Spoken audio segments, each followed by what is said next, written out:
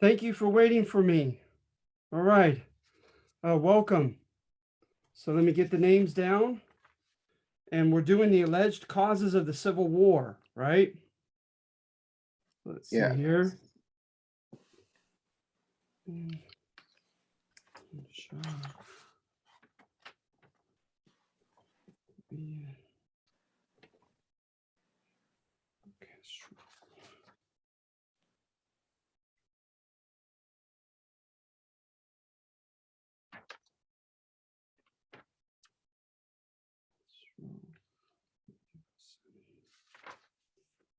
Are there any questions as I'm writing the names down?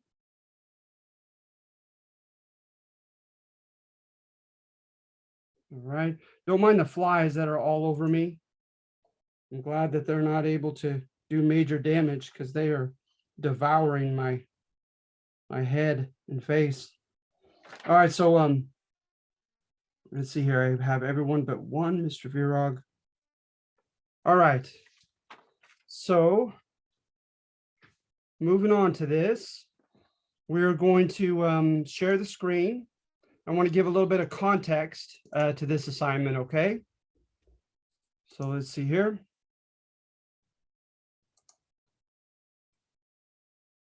Move this on up.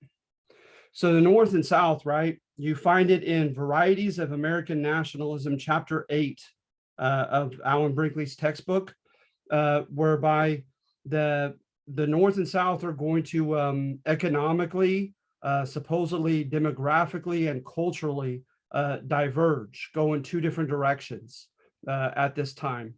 Mr. Virog, do you have a question? Oh, okay. No, I was just scratching my head. Okay, sorry. All right, and so remember, you go back to David Hackett Fisher's book, and he contends, right, that the North was largely bourgeois in its origins when it was colonized in the 1600s.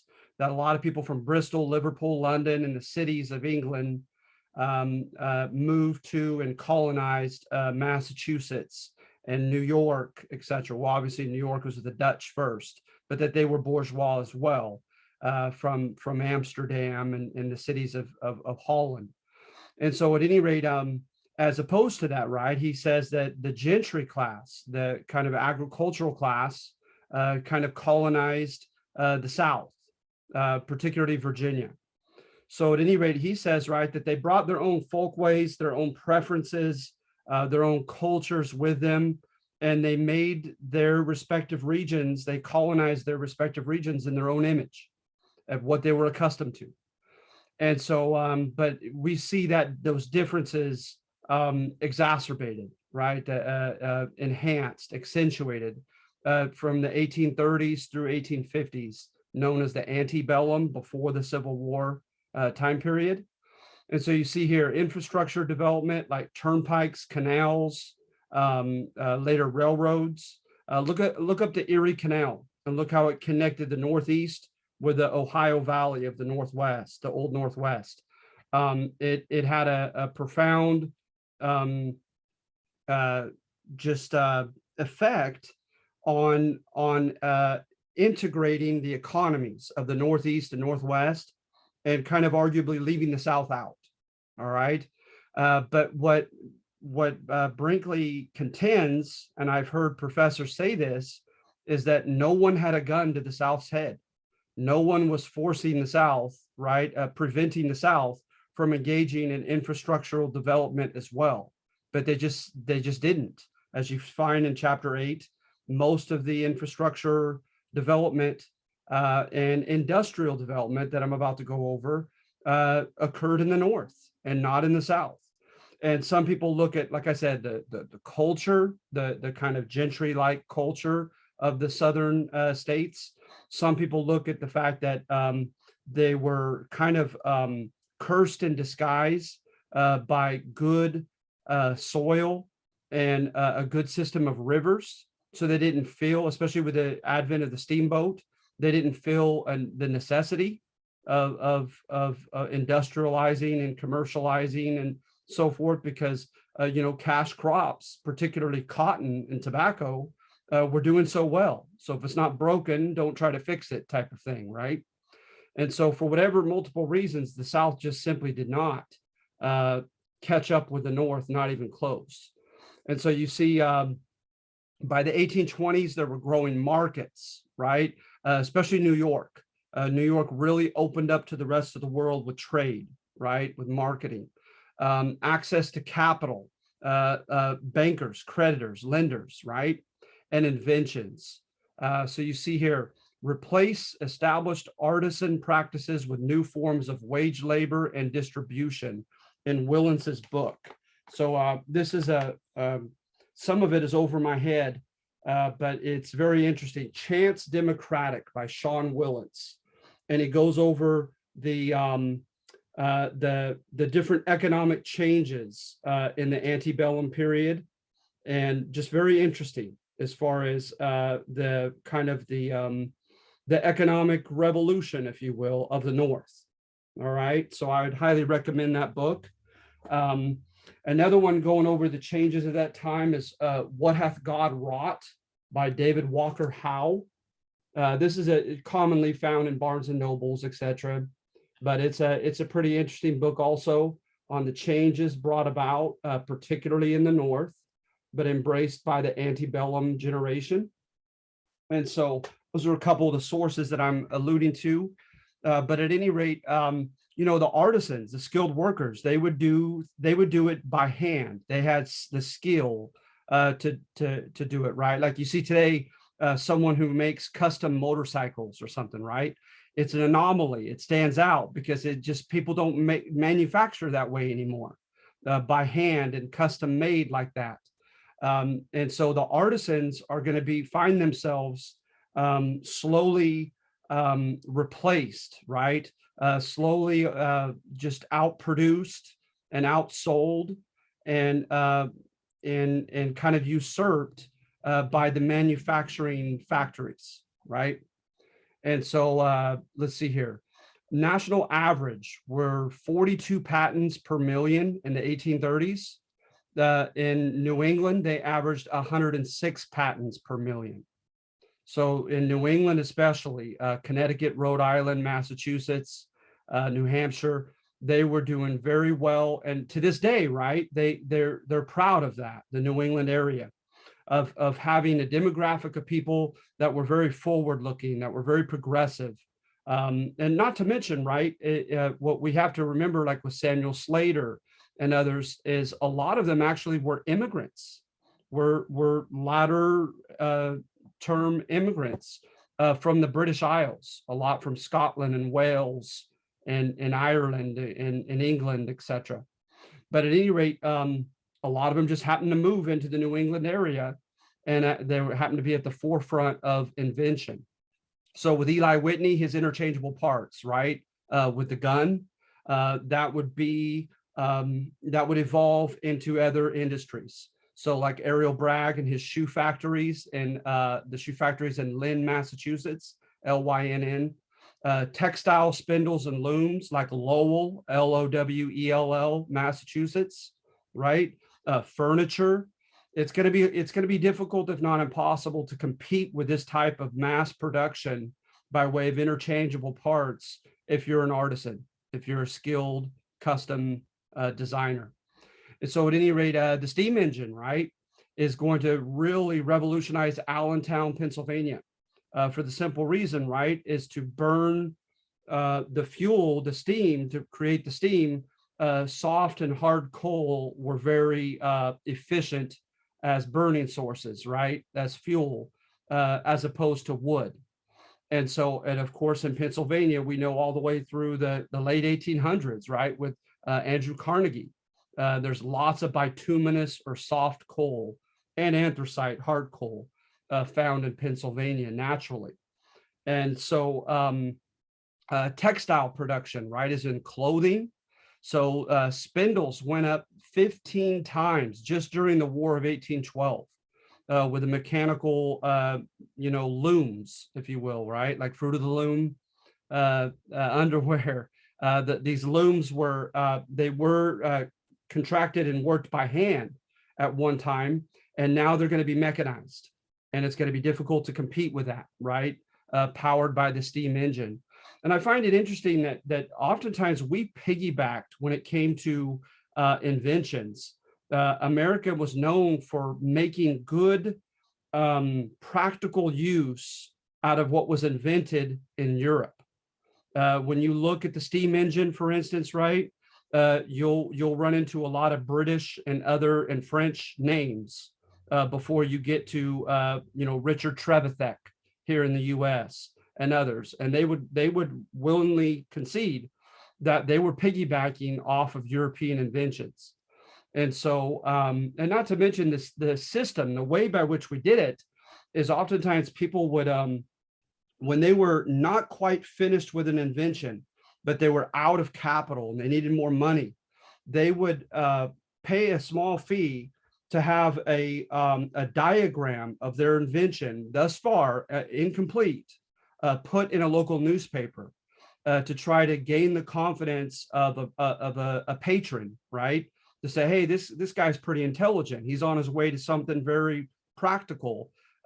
He just needs a little bit more capital. He needs a little bit more help financially.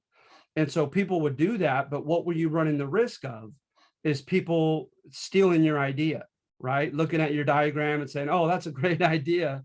I got the perfect solution to finish that off. And so, of course, you're going to have plenty of areas in which, like later on with Nikola Tesla and others, right, where they're going to have a lot of people steal from their ideas. But as a country, right, and as a segment of the country, particularly in the Northeast, the region is going to economically, in general, benefit from this, right, from all this invention. And so, yeah, you have all that. And of course, it's easy to put together the fact that with the textiles, right, they have the option of using Egyptian, East Indian, or Southern cotton. So they could put pressure on the Southern cotton producers, right, the slave owning producers, to put a good low price for their cotton. But then once they manufactured the textiles, they had the numbers in Congress, right, especially in the lower house by population, to pass protective import taxes, right, like the abominable tariff, as the Southerners called it. So then they would put an artificial tax on textiles that were manufactured in Scotland, in England, in Belgium, in Flanders, etc. And the Southerners felt like that was unfair because they didn't have a protective tariff for their cotton, right, placed upon Egyptian and East Indian cotton and other competing sources. And but by sheer number, this Northern textile faction was able to do such, right? And so it's going to be a little later when you're going to have a lot of the metallurgical industries, right, with steel, right, pig and wrought iron and all that. You have the beginnings of that with pig and wrought iron for sure. But as far as like the Bessemer process and the open hearth process of mass producing steel, that's going to come just at the tail end of the Civil War. But they're already heading in that direction. And so let's see here.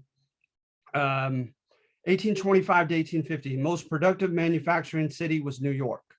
It had factories, right, with machines, with mass producing. And by the way, as far as our technology goes, things invented in the U.S., that's one of the things that the U.S. actually became known for, were machine tools, planers, lathes. I have no idea what those are, but evidently they were instrumental in the industrial process of production.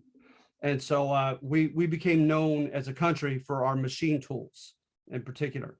So factories, mass producing factories, artisanal shops. So they were largely kind of, eclipsed, but they hung on for a while. The artisan shops, right, that are producing one at a time, etc. Custom made products. And then they had putting out sellers, and the putting out sellers in areas were when you were paid by piece, and you would be granted, let's say a spindle or loom, and they would say, okay, however many pairs of pants you could make this week, we'll pay you by the number of pair. And so that it was known as the putting out system. And oftentimes they used unmarried young women to do that. So notice it wasn't just this abracadabra. Suddenly there's mass production, of which we're familiar with now, right? It was an evolutionary process, but the mass production was already there, if not, completely hegemonic or dominant by the time of the Civil War. The mechanized workshops, again, making machine tools. They were small, oftentimes hiring up to 10 to 15 guys, but they were very instrumental in what they created with machine tools. Then, of course, the modern public corporation, as stated in our textbook. And with a modern public corporation, right, you're putting it up for publicly for the NASDAQ Wall Street, so that anybody around the world can buy stock in your company, right? And receive revenue via dividends of rising value of the stock, right? And a percentage of what they had invested in. And of course, right, with the notion of limited liability, that you could buy stock and all you have to worry about losing is your investment itself. You have no liability if the company becomes bankrupt or anything like that. So that was somewhat of a novel idea, and it really took off, the idea of the modern public corporation. And of course, mainly because it's going to accrue so much capital, so much money to play with, so much money to invest, that it's going to give a huge advantage to the corporation over mom and pop shops and small entrepreneurs. So at any rate, the modern public corporation comes about by the 1840s. Artisanal or unions or guilds, they're trying to survive, right, in the face of mass production. But they still had large numbers up in the north. Merchants, right, are the middlemen who purchase a product that was manufactured as cheaply as possible and sell it as high of a price as they can at another market. So merchants became a big, powerful faction in and of itself in the North. And matter of fact, the merchants, right, as they come down to the South, and because of the lack of infrastructure at the beginning of the 1830s, right, and they're trying to rectify that, but with poor roads and canal systems, et cetera, and prior to railroads that just began to produce tracks in a somewhat significant degree by the 1850s, just prior to the Civil War. It's going to greatly enhance the price of products that are very difficult to traverse certain areas, right? And so at one point, our textbook states that right here on chapter 8, mine, it's page 218. It might be a different page number for you because you might have a different edition. But mine says rice costs 3 times as much in New York as it did in Charleston. And that was typical. So the merchants are going to develop this reputation for being parasitical, right? Parasites. Oh, of course, you're going to charge me that much for this northern product, et cetera, right? And they're going to become a negative symbol in the South long through and past the Civil War.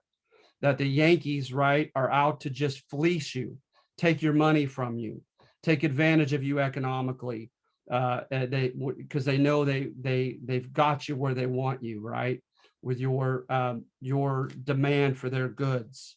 And because the South wasn't industrializing and was reliant upon extraneous regional developed products for what they wanted when it came to luxury goods, etc. Insurance brokers really became a powerful faction at this time, right? And so, just in case something breaks, something doesn't work, etc. There's a fire, etc. Right? They really took off as a faction in and of itself. And creditors or lenders, needless to say, banking, crediting, really came of age at this time as well. And so, and that's because we'd already had two national banks by the 1830s. And so they'd already established an infrastructure of lending, needless to say. Cyrus McCormick and John Deere, the mechanical reaper and the thresher, the steel plow. Howard Zinn states that what once required several days or even weeks to harvest could take 3.5 hours now with this new machinery. And so it's going to revolutionize farming, right? And in particular, like with wheat production up in the north, it's going to allow big farmers, right, or even corporate farmers to outdo the small scale cash crop farmers, right? And so there's going to be, class friction in the north. It's not just this simple dichotomy of the north really just taking off and the south being left behind. There were winners and losers in the north for sure, and plenty of class friction within the north itself. Ichabod Washburn and his wire manufacturing, Charles Goodyear, funny story with him and vulcanized rubber. The poor guy, he didn't have a patron. And so he was trying to invent vulcanized rubber without a day job. And on more than one occasion, he was arrested for his failure to pay his debts. And so he literally would bring his experimental, his experimental merchandise into the jail and work on it with other inmates. There was a story of him putting a rubber suit on another inmate, and it got stuck on the inmate, etc. So this is before, right? It kind of gels into the system that we're familiar with in the Gilded Age from the 1870s to 1900, in which they're going to hire people like Nikola Tesla, Thomas Edison, etc., right, to tinker around the clock in these laboratories. And so that will help the invention process skyrocket even much further after the Civil War. The South largely grabbed a hold of Eli Whitney's other invention. And I know that's a simple dichotomy, but there's a lot of truth to it, evidently. Is Eli Whitney, right? The same guy produced interchangeable parts via guns, and interchangeable parts was largely embraced in the North. And then the cotton gin, right? The mechanical picker of the sticky seeds out of the cotton. And the South is largely going to jump on that invention. And you're going to have the cotton nabobs in the Deep South. They call them nabobs or parvenus. It's like nouveau riche, right? Guys who didn't have much money and suddenly became enriched off of cotton production and slaves, because it's going to coincide in the 1850s with a, quote, glut in the slave market. And Virginia and Maryland, their soil is largely exhausted from tobacco cultivation. And they're going to turn to increasingly by the 1850s to slave trading, to trade away their slaves. And a lot of them were available and affordable, sadly, in the 1850s to head down into the Deep South of Mississippi, Alabama, and Georgia, into the Black Belt, where there was very fertile alluvial soil. And it was a marriage made in hell for slaves. And so at this time, right, a lot of the people representing these new districts became later known as fire eaters, that uncompromisingly, stubbornly adhering to slavery and wanting to hold on to that right. Okay, these parvenus down in the Deep South. And then you have alleged reform sentiment at this time. And so now we have the handout. I don't know if you've had a chance yet to take a look at it. Let's take a look. Those are the notes. Here it is. All right. So the antebellum North experienced and implemented a progressive cultural paradigm shift that facilitated a showdown with slavery and with Southern political leaders endorsing the archaic and immoral institution of slavery. From this cultural revolution emerged radical Republican politicians and abolitionists whose moral compass, whose idealism and courage merit contemporary praise and credit for initiating the chain of events that led to slavery's demise. So this is court history of the Civil War, right? This is contending that the North experienced a cultural revolution, if you will, right? Just as they were evolving economically and industrially, that they evolved culturally as well, that they were, and this goes in line with the old court history of the New England colonies and of the middle colonies of Pennsylvania and New York as being consisting of these bourgeois progressive people that were ahead of their time, right? And so hence, court history of the Civil War contends that this was a crusade. This was a moral crusade to end slavery, and it was precipitated by the courage, right? By the vision, by the idealism of Northern reformers, right? And that we ought to praise them to this day as kind of rocking the boat in a positive way, right? Forcing the country to face and have discourse on the topic of slavery and to do something about it, right?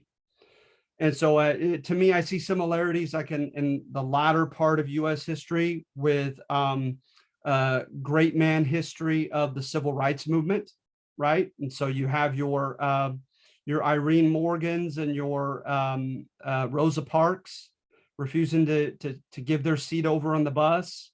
You have your CORE and SNCC going and doing sit-ins, right? And going into these whites only places and chanting and singing and insisting upon being served, and that they got the ball rolling, right? And forced the country to have discourse and to confront the issue of racial discrimination. There's kind of a similarity here, right? 100 years sooner with these antebellum reformers, that they deserve, kind of a similar type of praise and role in looking at the Civil War. All right. And so looking at that, let's see here. One thing that I usually just jump into the reforms, right?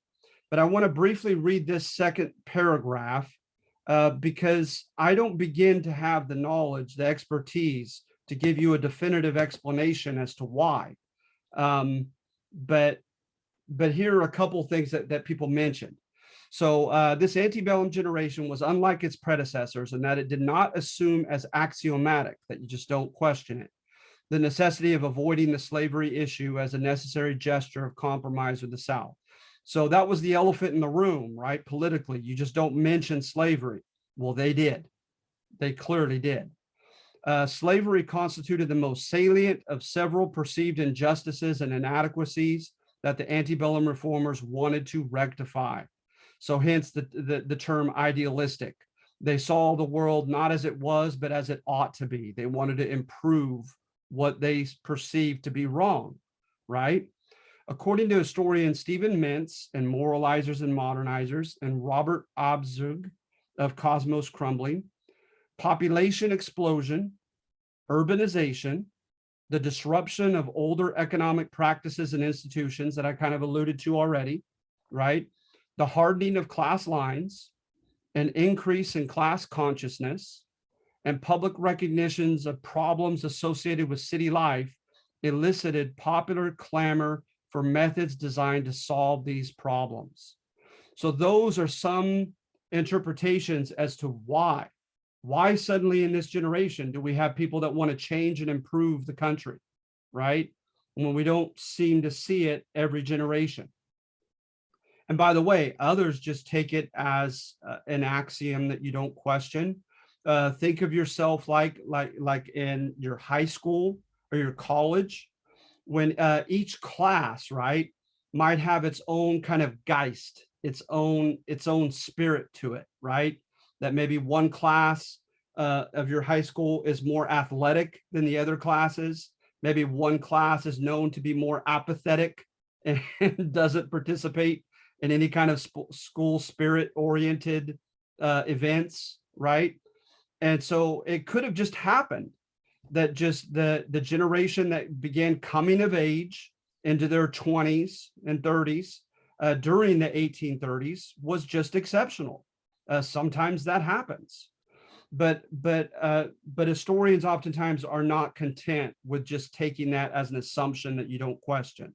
They want to look into a reason or reasons plural as to why this generation was anomalously idealistic and wanted to just improve their world so greatly and change it so radically. And so those are some of the things, right? Is some people contend that it was the changes that were being brought about during the antebellum period, that particularly the economic changes, right? That created a sense of disruption in their lives.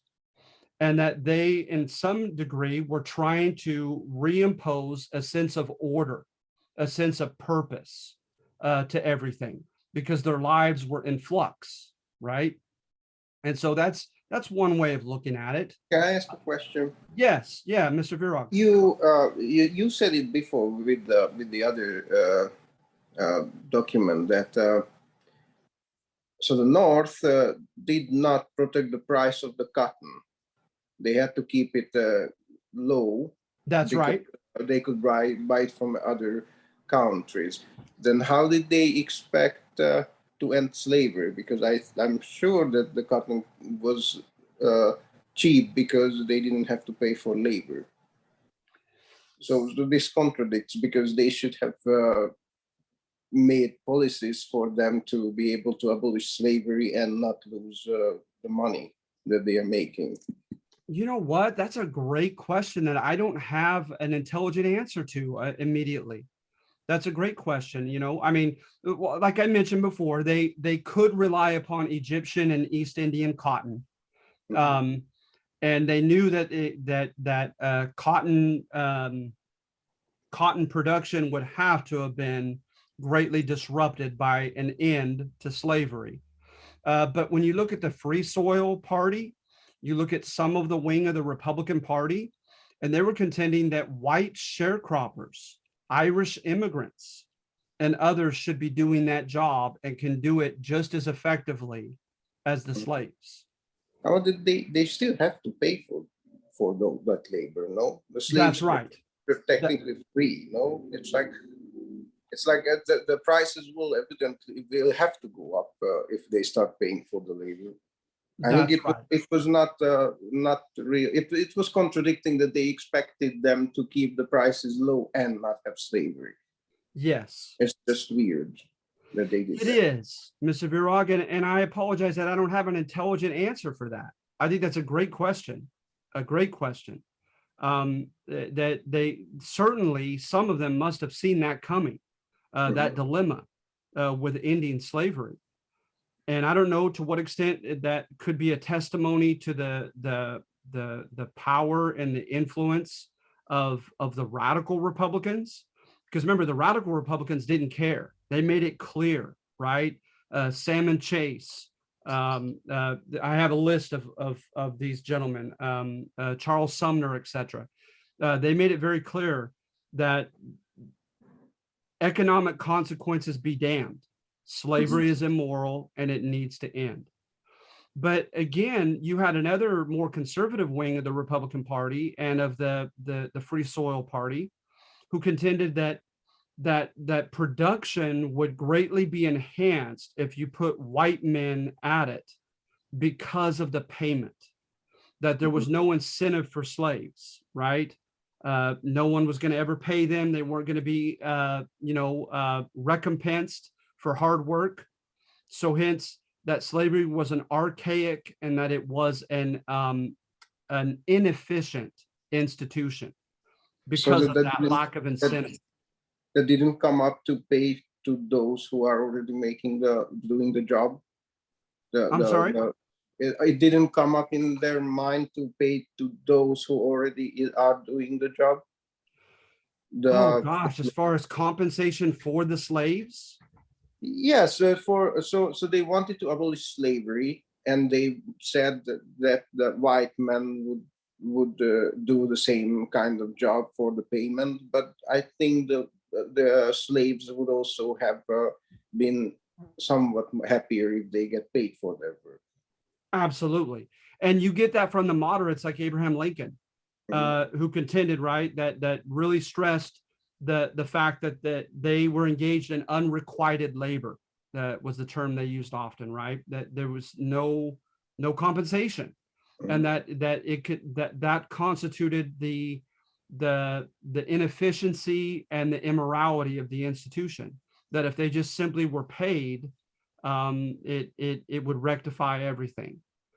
And Well, but it I would have think been somewhat a start, no, to start paying, and then because it feels like that these radicals who wanted to stop slavery, they wanted to stop slavery like right now, immediately. But yes, the South didn't agree because their whole economy was on the on the pillars of slavery, because they could produce the cheap products because of them. So I think they had lots of ideas, but they didn't really come up with solution for the South. yeah, So they didn't say that you should start doing this or that, so to slowly change the world. right. They wanted something radical, but they may not have an idea how. Right. And really, like, I that's a very valid point pertaining to the radical Republicans. But Mm. again, I think of the moderates, like Abraham Lincoln, and they advocated gradual compensated emancipation, right? So that slaves up to 30 years of age were to remain enslaved for that generation. Those above 30 were to be purchased by the government at market price, kind of like eminent domain, right? Of the slave owners having to sell their property back to the federal government, who would purchase their freedom over the age of 30. And so you did actually, but a lot of those practical facets to it, again, unless I'm completely misinformed, uh, it oftentimes was the moderates who addressed those practical issues and offered, solutions to them. But with the radicals, right, you're right, they didn't care. They made it clear they didn't care about the logistics of everything. Yeah, That it's always easy, even in any problem, to just talk about the problem and say that it shouldn't be like this. But if we don't offer any solution, it's always just talking. uh-huh. Yeah, that's spoken like a good moderate Republican of the mid 1800s, like Abraham Lincoln. Absolutely. So no, that's a very intelligent point, Mr. Virag, and I mean that. Um, but yeah, that was part of the obstinacy, right? The stubbornness of the radicals within their own wing. I mean, they were termed radicals by fellow Republicans. It wasn't even the Southerners who termed that initially.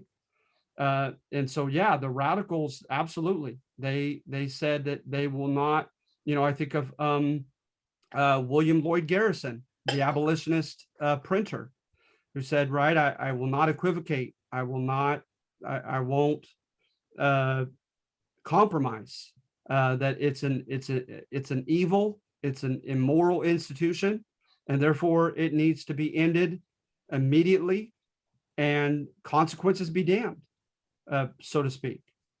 And so, absolutely, that was part of the reason for which the South, right, felt like the radical Republicans were an incendiary force, right? Troublemakers, uh, lighting their own house on fire, so to speak. So, absolutely. And so, the radical Republicans, right, they constituted those who wanted to do something about um, about the slavery issue via entering politics. But these other reformers, a lot of them were for moral suasion, was a term they used, is they thought if we could just morally persuade Americans to change their ways, right, then the political consequences will follow. And so when I use the term radical Republicans, I'm talking about the reformers who were directly involved in politics. Uh, Many of the Southerners, others, go ahead. did the Southerners want some kind of gradual change, or did they just want to keep the slavery as it is? No, that's a good question. Is, you know, a lot of the Southerners, some of those who received a significant number of votes running for office, put in their platform local autonomy. They wanted the states to decide on the slavery issue. And as you mentioned, they thought that it was absolutely essential that in making that decision, that practical solutions be offered, such as compensation. Um, you know, I mentioned here Salmon Chase a couple times. This guy went on a crusade to end the hegemony, the domination of the slave owning class. And he appealed to the Southern people themselves, right, to do such. And what he contended is that those jobs, again, ought to be offered as sharecropping jobs to poor white Southerners who were lacking in employment and in money. And so, absolutely, there were plenty of Southerners who resented the domination of the planter class, the slave owning class, who felt like they were somewhat indifferent to the plight of the common poor white man. So you had your class conflict within the South. I mean, it definitely, you know, it erupts during the Civil War. You know, as an extreme case in point, has anyone seen Free State of Jones, that movie? Right? It's an incredible movie, an incredible story of a Southern white and black insurgency against the Confederacy in the South itself. And so that was there. But again, many of the Southerners, according to Johnny Reb book that I quote here in this assignment, supposedly contended that, you know, they were libertarian from tradition. And none of them were okay with the idea of, that's too strong of a statement, none of them, but few of them were okay with the idea of Washington, D.C. making this decision. They wanted Alabama to decide for herself, right? They wanted these new Western states to decide for themselves, hence the popularity of Stephen Douglas and his idea of state sovereignty and allowing the people in Kansas and Nebraska and these new Western territories that were becoming states, right? Let the people and the legislator within their territory decide for themselves on how to handle this slave issue. Well, but yeah, but also it would be only fair if they also ask the slaves and everyone what they think, because if it's only always the white man who decides whether if slavery is good or not, then it probably is going to go toward the good one that Yeah. they And want. I don't think I have to tell you, Mr. Virag is absolutely intelligent and fair as that point is. Almost no one in the South, especially, entertain that as far as asking the slaves themselves. That definitely, you know, at that time period, the Sambo image was alive and well.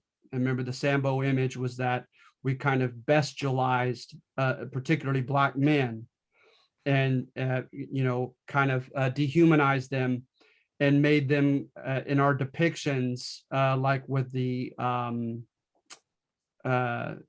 system of entertainment and the those shows, the blackface shows, right? Depicted them as animal-like, creatures of instinct, unintelligent, uh, couldn't handle freedom. If you gave it to them, they would inevitably abuse it as poorly as would a little child, right? And so absolutely, that makes perfect sense now. Um, there were some who were progressive enough to advocate that in the North, but not in the South. I haven't come across anything in my readings, at least, of them entertaining that notion of, um, yeah. But that's a great point for sure. So most of, by today's standards, most decisions were very, in that sense, very paternalistic. The white man is going to decide what's best for the black man, and that was found even amongst the radical Republicans of that time period, because sadly, right, when Abraham Lincoln met Frederick Douglass, he pretty much said, "Wow, what an intelligent Negro." That he was blown away that there he could find an African American so articulate and intelligent, uh, and shrewd. And so, that's coming from Lincoln, right? So, yeah, that's just the sad, ugly truth, it seems. Um, and most of the sources I go upon are kind of the most commonly found ones. So, for instance, with the Civil War, James McPherson. Um, I follow a lot Eric Foner, Foner. He's real big on the Civil War and Reconstruction as a pretty respected historian. And I haven't come across anything in their writings of that sort. But yeah. And so, and also as far as, hypotheses about why such, clamor for change during this time period, is you also have allusions to Maslow's hierarchy of needs. As Americans, especially in the North, were beginning to become more materially comfortable at this time.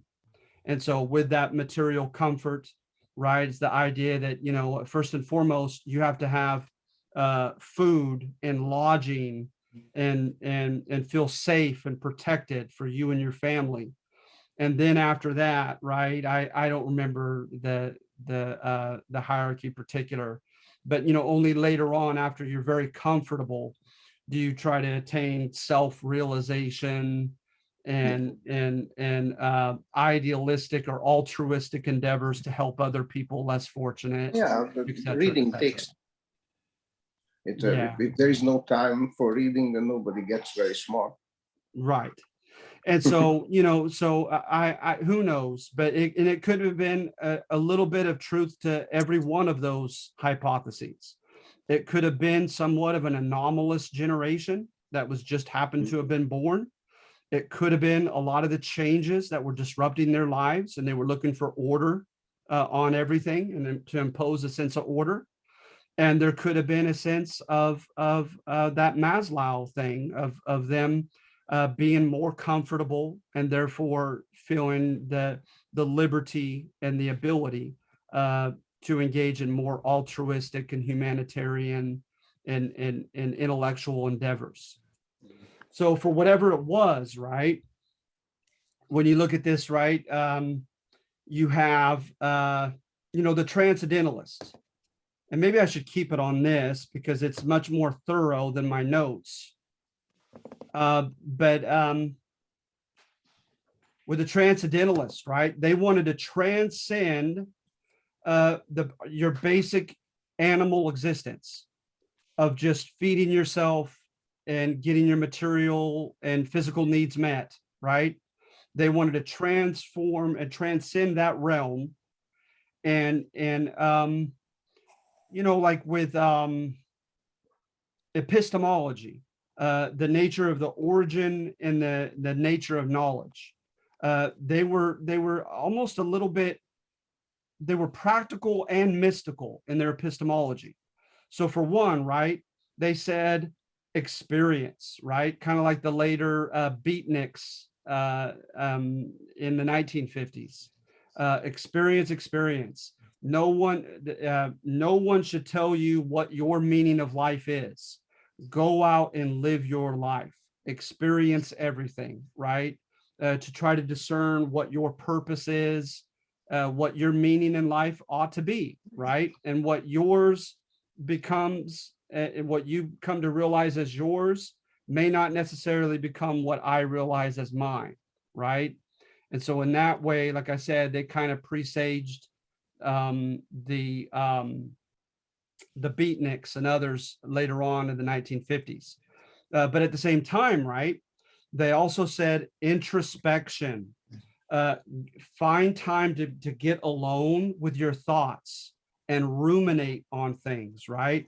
Ruminate on the purpose of things. Be very mindful and philosophical about your experiences and what you've observed, et cetera, et cetera.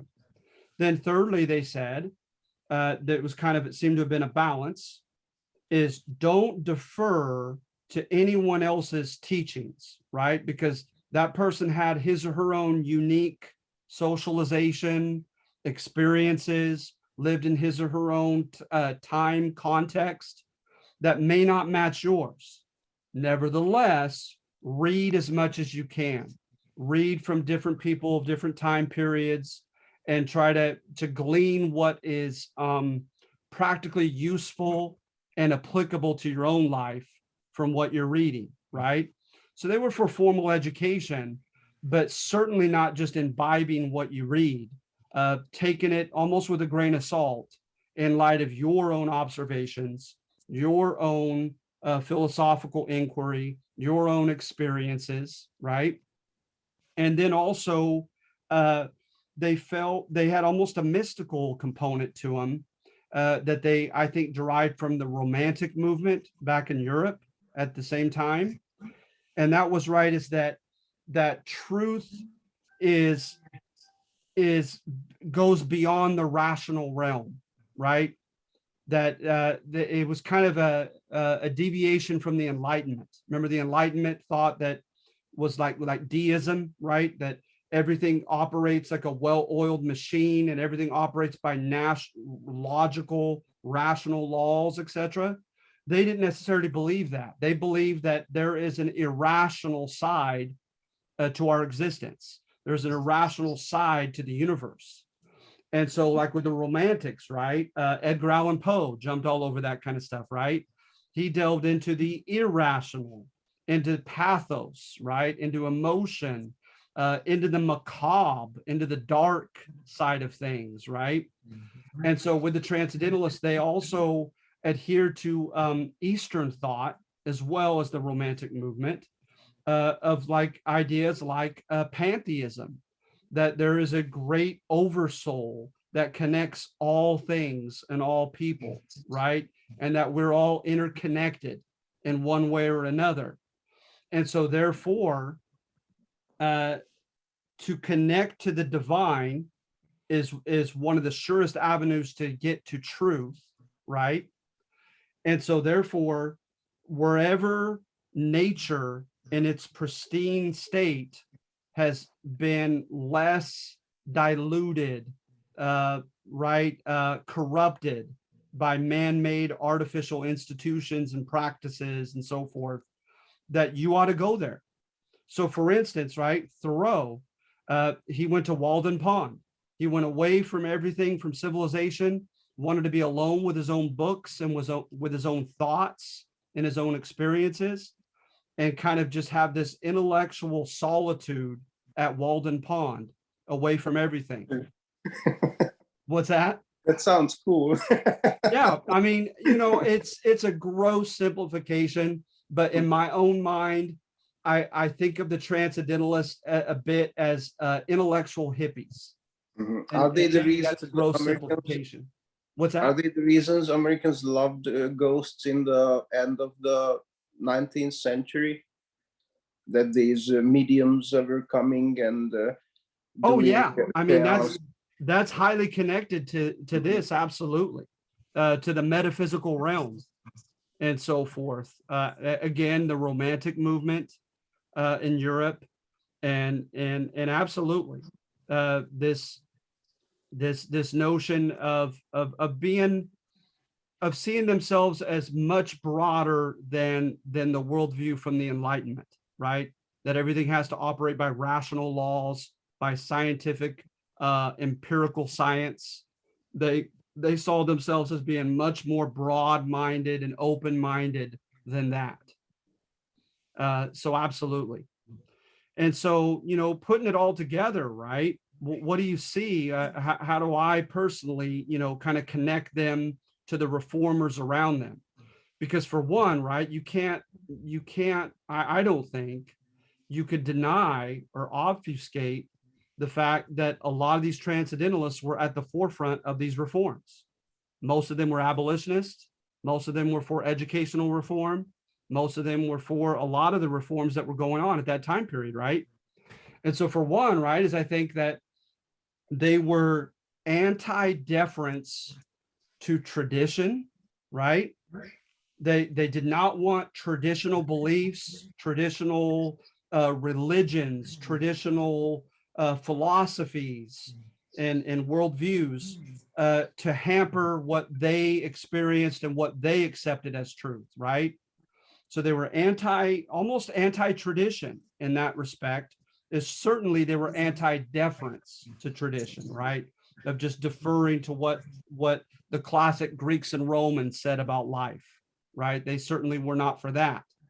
Although they wanted to pick and choose, right, from Greco-Roman wisdom, what might make sense to them. And so they were kind of anti-deference to tradition. They were anti-deference to institutions, because to them, right, institutions were man-made artificial entities that man very well could have gotten wrong and not be in line with the great spirit of things connecting everything, right? And with our broader reality of everything physical and metaphysical to our existence. So that alone right there, right, kind of lends itself to becoming abolitionists. Another thing, right, is they were very egalitarian with their sense of humanity, that there were no differences as far as innate capacity for intellectual inquiry, innate capacity and entitlement to transcend their animal material lifestyles and go deeper than that and try to delve what the meaning of life is to them. They were for all human beings attaining that. So how in the world, right, would they be okay with a slave, with a black man or woman being enslaved, not having a chance to become educated, not having a chance to become free and go to Walden Pond and ruminate on the meaning of life and read from the Greco-Roman and the East Indian and Babylonian literature and so forth, right? They wanted that right of self-cultivation for all human beings. So it's pretty obvious, right? It shouldn't surprise any of us, like Thoreau, like Ralph Waldo Emerson, his mentor, that the Transcendentalists were abolitionists. They wanted to abolish slavery. They thought it was unethical and unnatural for a variety of reasons. So at any rate, I thought that was worth mentioning. I'm very just to me, it's very alluring, the topic of transcendentalism. I think it's so interesting. And then this is Dorothea Dix, Dix, and she implemented a reform in the prison systems and for those with psychological ailments, right? Of course, we wouldn't call that any longer, but at the time, when you look at the primary sources, they called them insane asylums at that time. Of course, a lot of the methods, a lot of the theories that they had have become somewhat refuted by now. Like they tinkered with electrical treatment, and things that would not be considered effective or morally acceptable now. But you see the intention, the motive behind it, right? And you find a very progressive, I think, progressive motive is they were against punitive treatment of people that were put in prisons. And how much more were they against punitive treatment for those who were put into asylums? They wanted to regenerate them, help them, educate them, help cultivate their intellect and create healthy behavior and habits for the people they're in. It's again, I think if you looked into Dorothea Dix and her movement, it's fascinating. It's absolutely a fascinating topic in and of itself. And then at the time in the mid 1800s, you also had, in addition to Dorothy Dix and that movement, right? You had Horace Mann and public education. And with public education, right, you have different theories as far as motivations behind it and so forth. But for one, which they made very salient across all like major debate and writings that I've come across, is for one was for socioeconomic mobility. They saw, as we do today, right? They saw education as a stepping stone toward socioeconomic ascension, or the American dream, right? And proving yourself. And that's another thing, not only in a practical level of improving your status, but also a sense of self-cultivation, right? And remember, you get that, you get a combination of this. Is for one, is classical education, right? Is that is supposed to make a well-rounded, ethical human being. I remember at my small Catholic school, we had to take what were called seminar classes in the Bay Area. And we had to read the Greco-Roman stuff in one of them. And it just went through, we had to take 4 of them for our bachelor's. But I remember reading the Greco stuff, and I remember like we had to read Nicomachean Ethics by Aristotle. And he would write, right? If you're selling something and you know that there's something defective about it, but you don't willingly share information about it being defective, is that a dishonest? Does that constitute lying? And I just, I almost majored in philosophy. I loved it. It was so interesting. But it definitely, especially the Greco-Roman stuff, was very pertinent to ethics. A lot revolved around morality, right and wrong, etc. So you have your classical education that's supposed to make you a well-rounded, more ethically upright human being, arguably. And then already at this time, it's going to be popularized, by the 19 teens, with its own kind of founder and its own name and so forth. But also you have the beginning of more vocational type training, right? Where you're taught more practical skills that have an immediate tie to what you're going to do, vocationally once you get out of school. So you have that kind of balance with these school systems and their curriculum.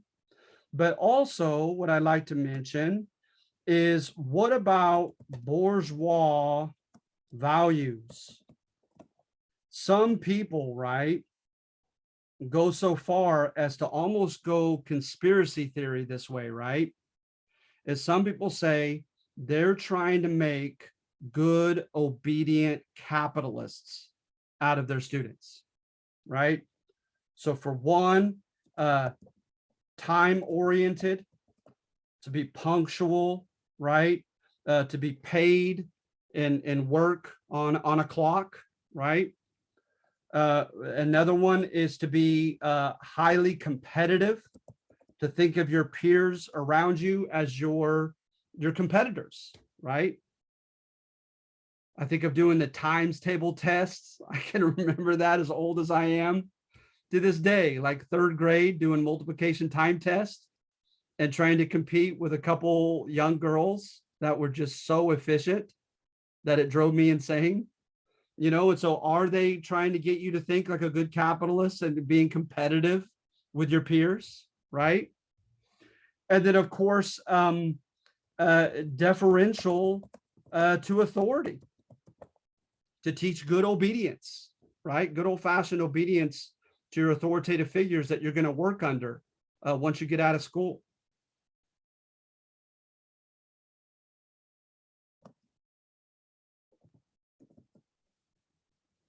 And of course, individualism, right? Like a good capitalist, you got to think of yourself first, right? Good old-fashioned rugged individualism. So to what extent was that part of the campaign to publicly educate the youth, the young men and women of the nation? And remember, this oftentimes, this was state oriented. This was a state by state phenomenon, an issue. But what do you know, right? The North eclipsed the South with public education. So you had a push for public education. So then also anything that seemed to be disrupting, and I'm going to try to speed up. Okay, guys, I don't want to keep you forever here today.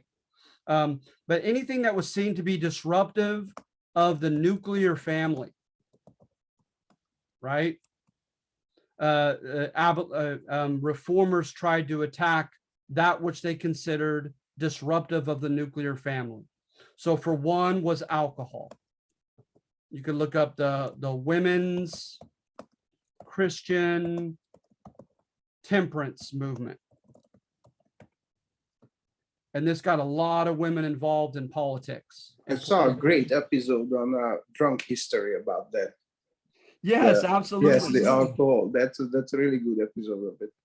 I'll have to look into that for sure.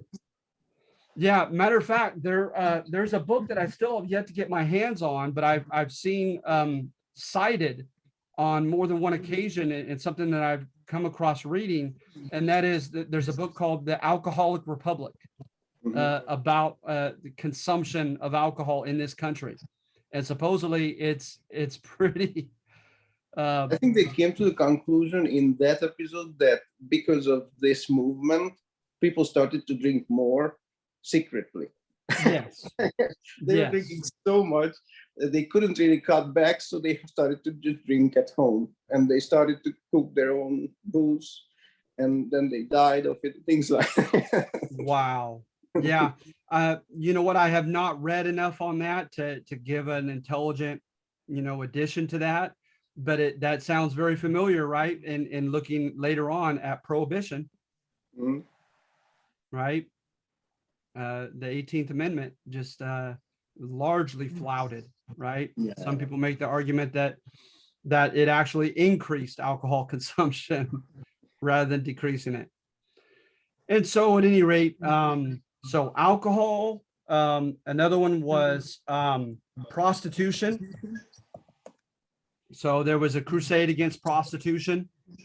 Later on, this would go into the Mann Act in the 1870s, so that they could deport foreign prostitutes and pimps, and they could and that they had more intel to it as well. But anyway, so alcohol, prostitution, right? Domestic abuse, and also child labor.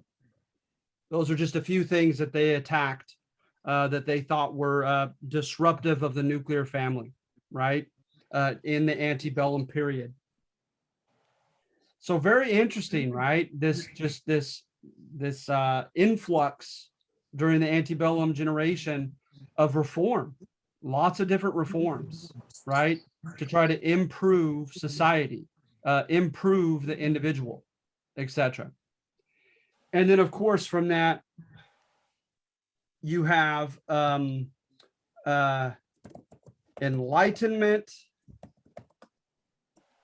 and evangelical optimism. So even though the transcendentalists, as I've already mentioned, became largely in vogue during the 1830s, and in many ways, I think that they kind of in many ways repudiated the Enlightenment, such is the complexity of life and of intellectual movements, right? Is a lot of things are riddled with contradictions. The Enlightenment also came back, supposedly. Some notions of the Enlightenment came back with a boom at this time. So, for instance, the utopian movements, which ironically were led oftentimes by transcendentalists. Utopian movements, right? They came up with mathematical, logical, scientific, so what I'm thinking of, uh, this was not the word I was thinking of. I was thinking of something more mathematically related. Not a theorem, not a theory. Shoot. At any rate, for lack of it coming to me, I'm going to say recipe for human cultivation and happiness. They came up with actual, so for instance, right? Education. They thought, right, that in order to be fully cultivated and improved as a human being, and to feel a sense of just, you know, fruition in your life, that you need to read and become educated, etc. Right? So they were for formal education. They also were for manual labor, right? Because you had also these health gurus that came of age, like Sylvester Graham of the graham cracker fame, right? And so other people were contending that you need to exercise, you need to engage in manual labor, that your mind and body and spirit, etc., all will benefit from it, right? So a little bit of education, a little bit of manual labor, a little bit of solitude, right? To gather your thoughts and ruminate on things and come to your own conclusions, etc. However, also with a little bit of altruistic and gregarious activity. So again, a notion of balance of all things, right? So sometime to yourself, but yet also sometime being a part of a social entity larger than yourself. And the altruistic part is that, you know, becoming just one cog in the wheel and giving yourself over to a common good, giving yourself over to help your fellow man in a very selfless manner. Because too much solitude might just exacerbate egotism, right? Where you become just self-absorbed. So education, manual labor, solitude, altruistic and gregarious activity, amorous relations. While a few were against this, like the famous Shakers, right? They wanted everyone to be abstemious sexually. Others flirted with the notion of free love. Not only free love, but also scientifically chosen amorous relationships, whereby the people in charge decided on the compatibility of one man and one woman, et cetera, right? And decided that to encourage their amorous development. And so, like I said, there's so many interesting topics under this big topic. So look up uh, Brook Farm, look up Oneida, look up New Harmony. These were some of the utopian experiments that they tried out. So a lot of this is tied to the Enlightenment, right? It's tied to the notion of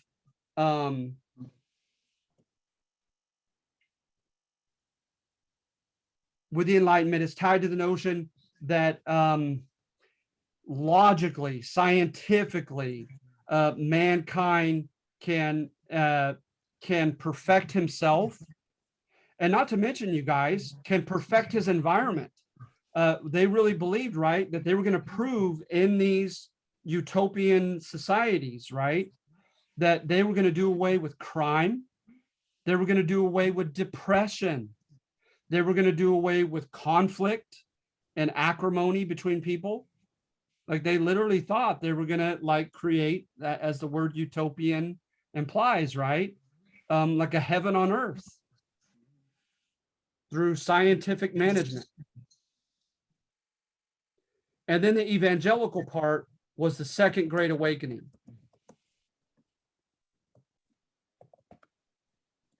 And it was the notion, right, that once Jesus told Nicodemus in the Bible, right, again, I went to a Catholic school and had to do religious studies. Jesus told Nicodemus that you have to be born again to go to heaven, right? And so the Protestants and Catholics, they differ on what really constitutes being born again, as far as the MO that you follow, right? How if you're to be baptized, if you're to do this or that, right? But whatever way that you see it happening, once you are born again and you have the Holy Spirit enter you, it leads to a possibly sinless life, right? And I don't, and again, I have in my personal life, I have my hand in my experiences in Catholic and Protestant Christianity. I don't see that degree of optimism anymore, as far as from a priest or a pastor. That any Christian, even a born again Christian with the Holy Spirit living in him or her, can live a sinless life.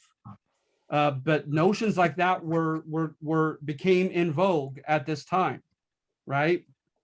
And so not only leads to possibly a sinless life,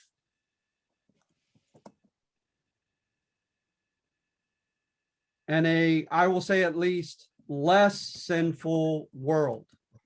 So hence they were for improving institutions, right? And fighting the sin from institutions like the family, government, the economy, the workplace, etc., the church. Okay. But not only that, this was not new to evangelical Christians, but you also began a mass missionary movement, because Jesus said, right, go to all the corners of the earth and spread the gospel about him, right? And what their optimism entailed was the second coming, right? That they're waiting on for Jesus to return. And so they felt like once the gospel has spread to all corners of the globe, there's no longer any reason for God to wait. Mm-hmm.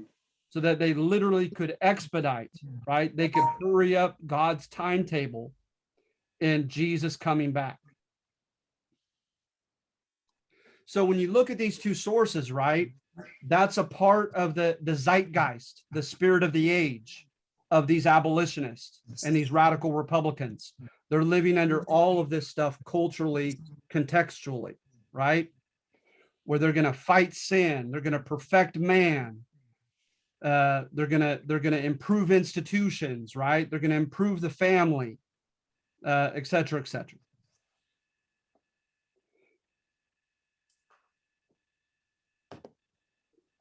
And then what I want to add to the abolitionist, this obviously is Frederick Douglass.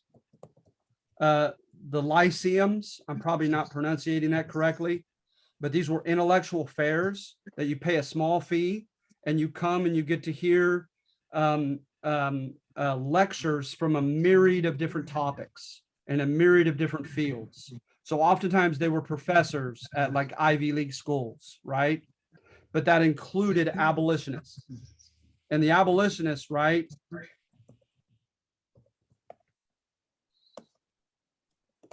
This gave them a huge platform.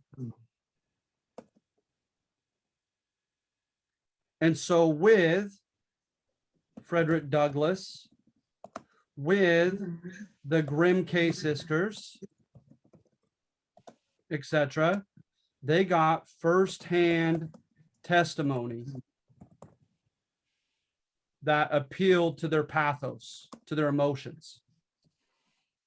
So my goodness, right, with Frederick Douglass, there was a large, he said, slave that had the mind of a child, and he felt protective over him because he knew that he was anomalously secretly educated, right, by the master's daughters, and he also was very intelligent. And so he felt protective of this man. And this man one time went into the water, and you would have thought that it was his first time getting into water. But again, he didn't have the same psychological development in his brain. And the hated middleman warned him and cursed at him and told this big giant fellow slave to get out of the water. Frederick Douglass pleaded with the man and said, "You clearly know he is anomalous. He's different. He doesn't pose any harm to anybody. Please let me get him out of the water. Just give me a little time." Instead, the man shot him, killed him, shot him through the head. And he said the man's brain matter and blood went upon Frederick Douglass's shirt. And Frederick Douglass later got whipped for refusing to clean or change his shirt. He wanted everyone to be reminded of what that overseer had done to that, quote, simple-minded slave. He had cases of his mom, right? He was a product of the sexual overture of a white father on his black slave mother. And when his mother was no longer solicitous and was open to the overtures of the white father, he vindictively sold her away from whom she loved the most, her son, Frederick. And he told of stories of her coming and sneaking into the home and taking him into the pantry and crying and kissing and singing to him until she had to get out and skedaddle back. Well, eventually she stopped coming. And it stated right on the second, according to many slave codes, on the second occasion of absconding, of running away without proper paperwork, you could be killed for it. And so just heart-wrenching stories from Angelina and Sarah Grimke. They actually were white girls. And they said they spoke of what the awful things their father had done with slaves before they ran away from South Carolina. And so at any rate, it's just amazing, the lyceums alone. Then you have the cylindrical rotary press. And this got the printed word out.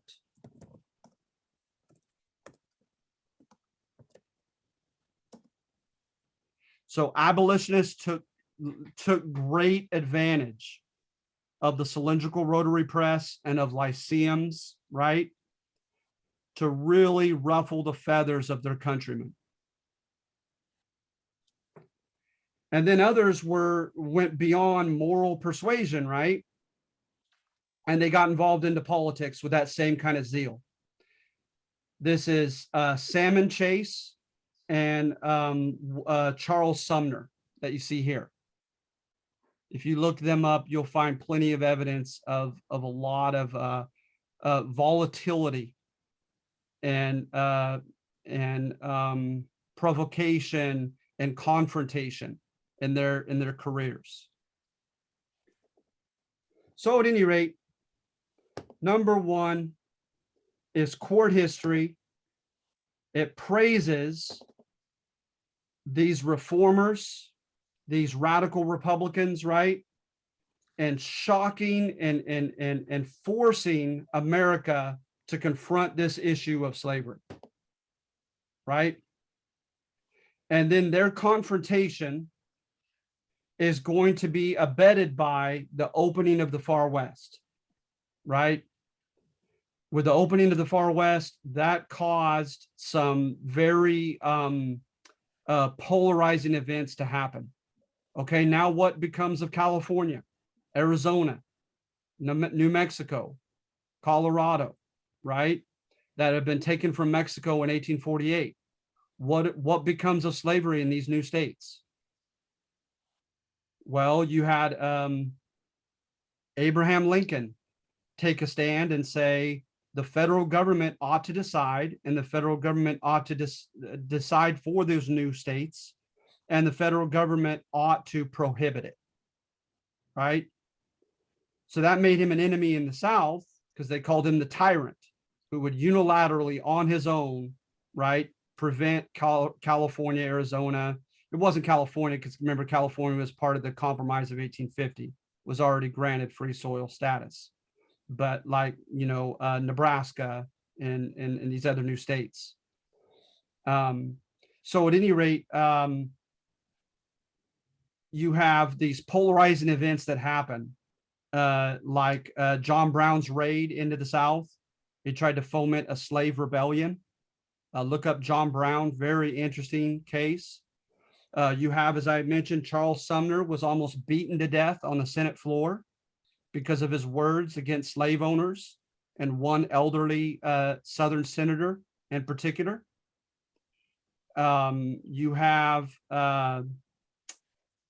what else? I mean, you have these polarizing events that happen in the 1850s. Oh, Bleeding Kansas, whereby they tried to go by popular vote and by referendum in Kansas.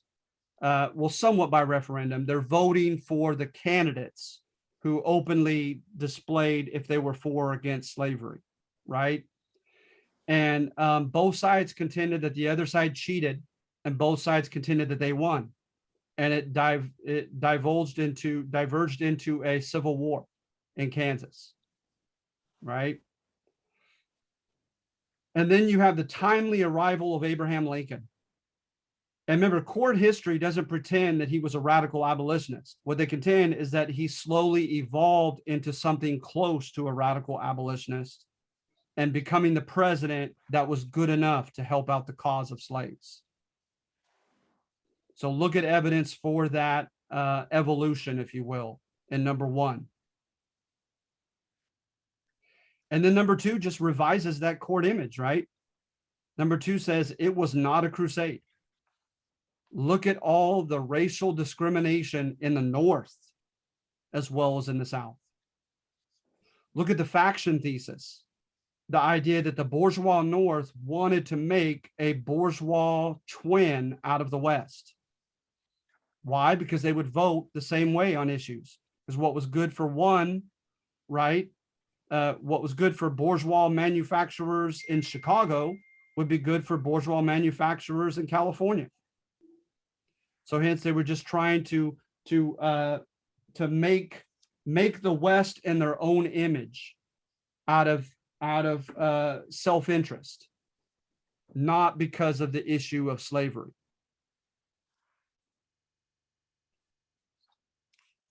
Howard Zinn states that it was not until the North became desperate, was losing morale, wasn't sure if it was going to win the war, right?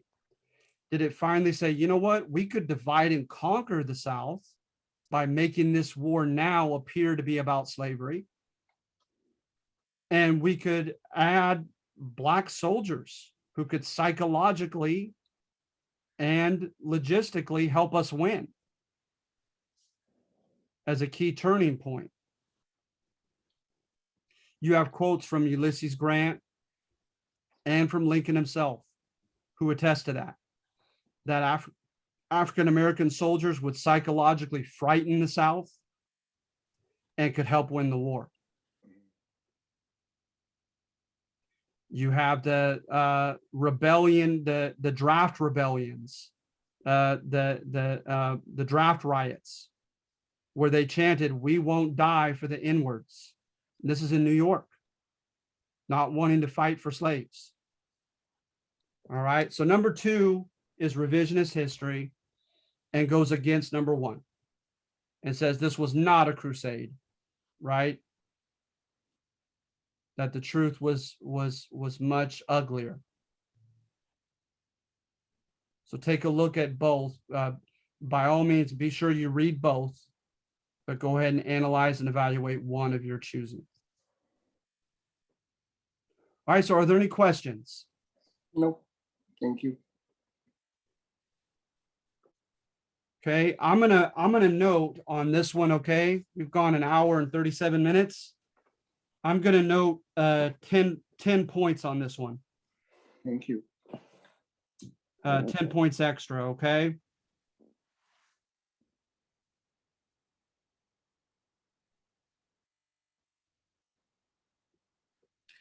Earlier, when you said recipe, was the word you were looking for formula? Formula. That Yeah. was. Thank you, Okay. Alonda. You're welcome. That is the word I was looking for. A formula. Never comes to me when I need it. Of course. It's probably, and the only reason it probably did for me was because I was doing my psych statistics before I came here. But yes, I think that is precisely the word that was eluding me at that time. Was Yeah. formula. Happens you. to me often. All right. And so yeah, I've definitely kept you here long enough. I hope that you find this topic at least a little bit interesting. The Civil War, you know, wow. It's good stuff. It is. All right, so you will get 10 points for hanging around with me. I greatly appreciate it. Yeah, all of you hung around. That's great. So for sure, you'll get 10 extra points. So thank you. You guys have a great Thanksgiving, okay? You too. You too. You as well. Thank you. Enjoy the holiday, and yeah, I will be in touch. Should anything change as far as, you know, fall next Tuesday. If you don't hear from me, just expect next Tuesday to start again. But of course not Thursday. Enjoy your Thanksgiving. And we're decently ahead of schedule now again. Thank Very you. good. Thank Have a good you. one. Good, thank you. All Have right, a good thank you. weekend. You too, okay?